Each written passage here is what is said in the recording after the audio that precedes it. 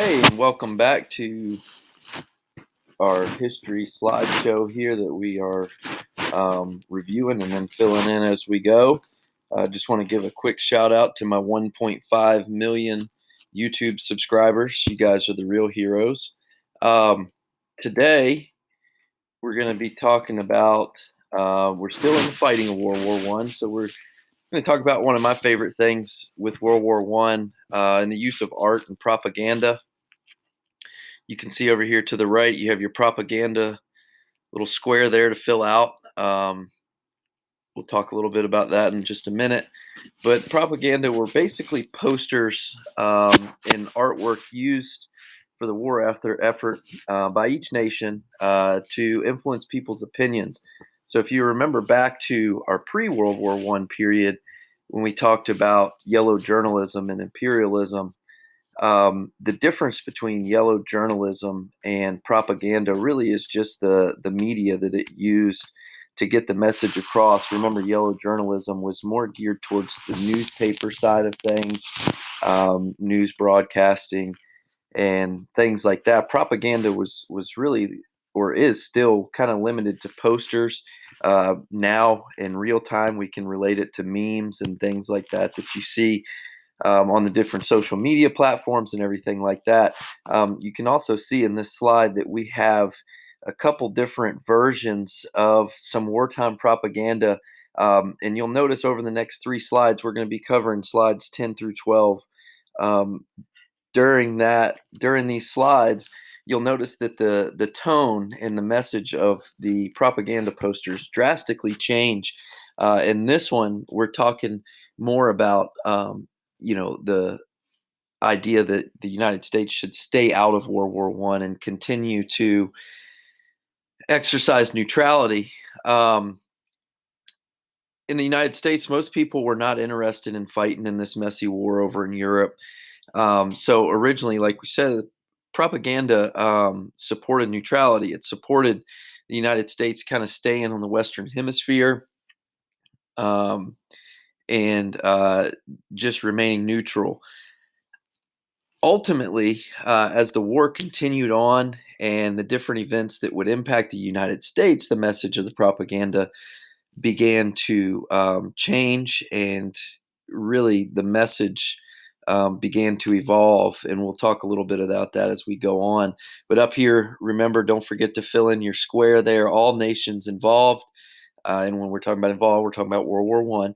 Use propaganda to influence people's opinions about the war and motivate them into supporting the war in various ways, or not supporting the war in our case at first. So there is slide 10. And again, let's take a look at these propaganda posters down here. You have one here, Wake Up America, Civilization calls every man, woman, and child. And then over here, you have For Home and Country, Victory Liberty Loans. So we'll talk a little bit more about what Liberty Loans were as we move forward. But you can see two different messages there, one supporting the war, one not. Moving on, um, first box you're going to fill out here is Woodrow Wilson and his involvement in World War One and the significance that he played.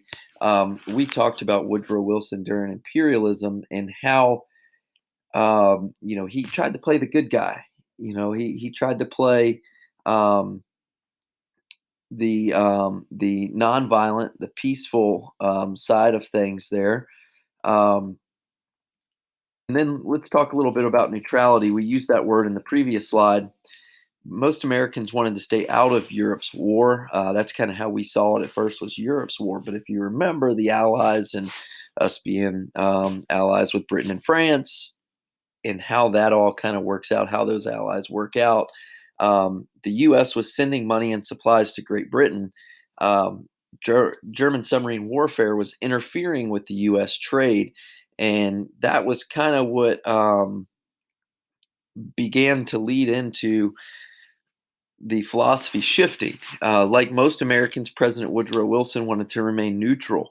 He felt that the United States should be impartial and not choose sides. He would go on to run for re election in 1916 and even used the campaign slogan, "He kept us out of war." So that was kind of his whole running. That was his whole campaign was based on this peaceful stance and this kind of mind your own business stance for the United States as it related to what was going on in Europe. All the while, the U.S. had been lending money to the Allied countries. We talked about that. Germany was using their U-boats, or also known as submarines, to attack ships that they thought were bringing aid to their enemies in Europe. And in 1915, a German U-boat would sink the Lusitania, which was a British passenger ship. The only thing that was the one thing that was so impactful for us in that, even though it was a British passenger ship, it did have 128 Americans on board, and obviously all of them died. German submarine warfare would then go on to interfere with the shipping and trade of the U.S., and many Americans began to get a little bit antsy.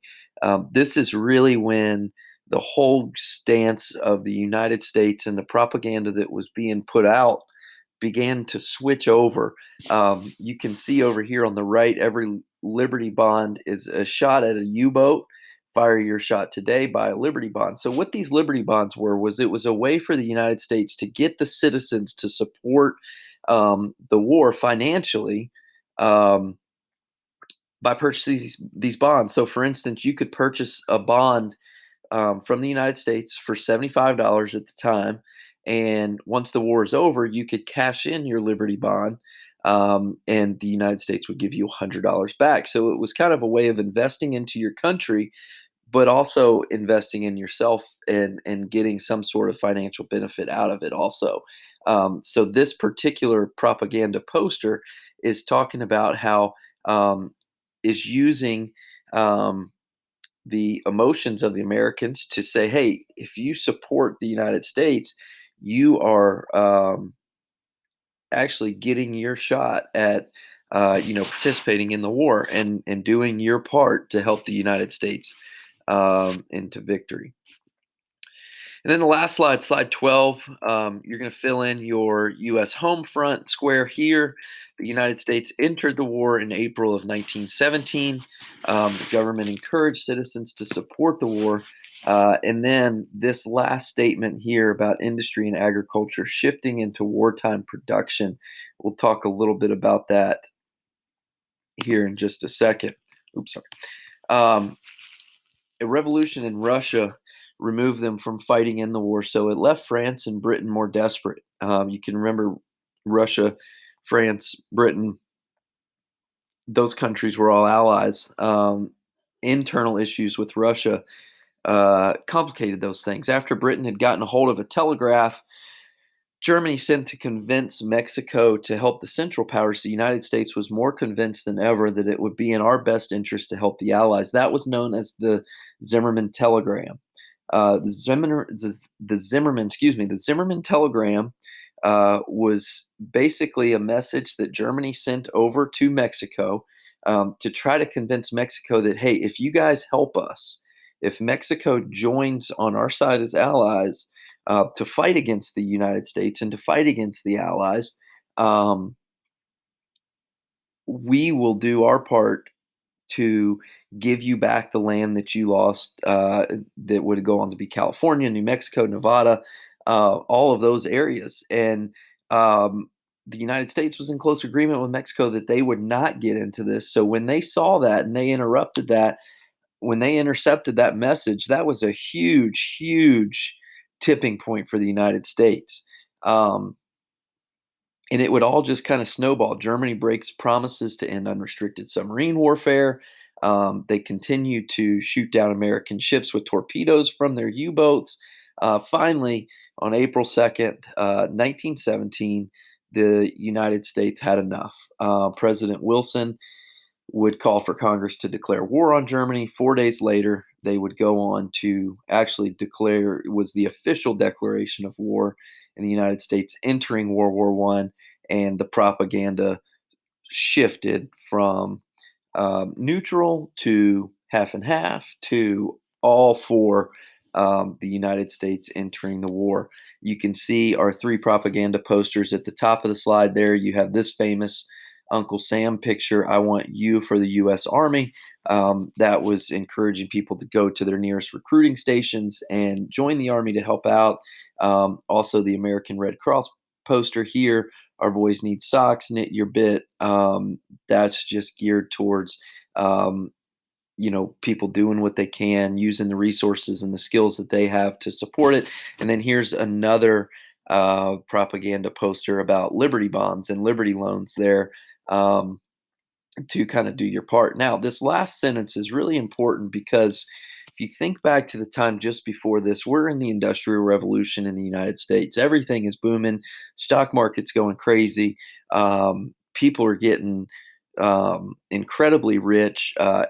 We're starting to get enough jobs. We're starting to get a handle on the immigration thing, where not only can we supply jobs for everybody in the U.S., but all of the immigrants that are coming over.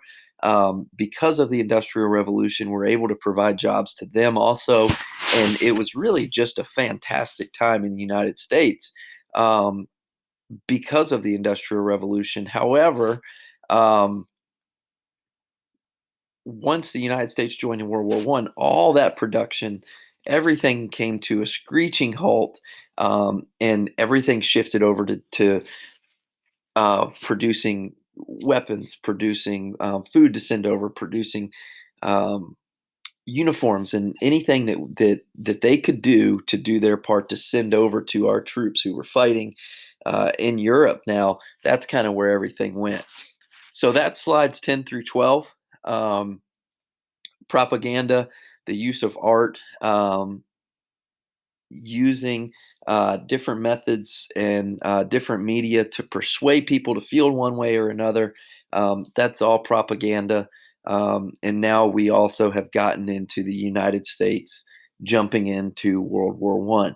So when we come back, our next installment, our next YouTube video, we'll start to lay out the effects of World War I. We'll get into more of wartime production and everything like that, what it meant for us here, what it meant for us overseas, and all of those different things. So be on the lookout for that.